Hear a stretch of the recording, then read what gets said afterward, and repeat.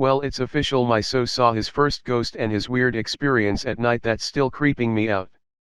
So me and my wife have started to rebuild our relationship after a few weeks of separation due to my temporary job and our son, he's 5.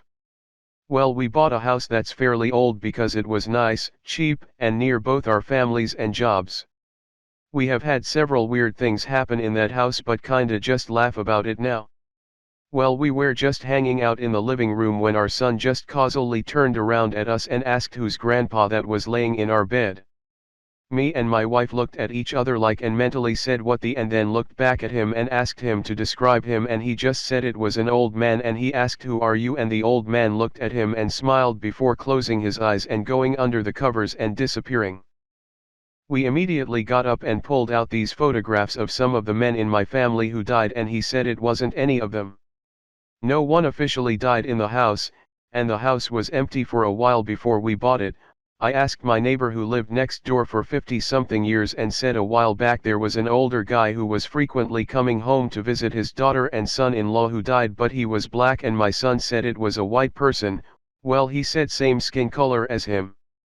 I'm really confused on who it could be but still waiting on any answers at all. I'll make a new post about the experiences we had. But the night experience he had is still bugging me. It was July 4th weekend, I remember, because they were still shooting off fireworks outside in the distance when he was in bed and had his freak out. So he has a little night light in his room that pretty much keeps a good amount of light in his room. Well, his room and our room is very close to each other, and me and my wife were watching TV silently when we heard what sounded like tapping on window.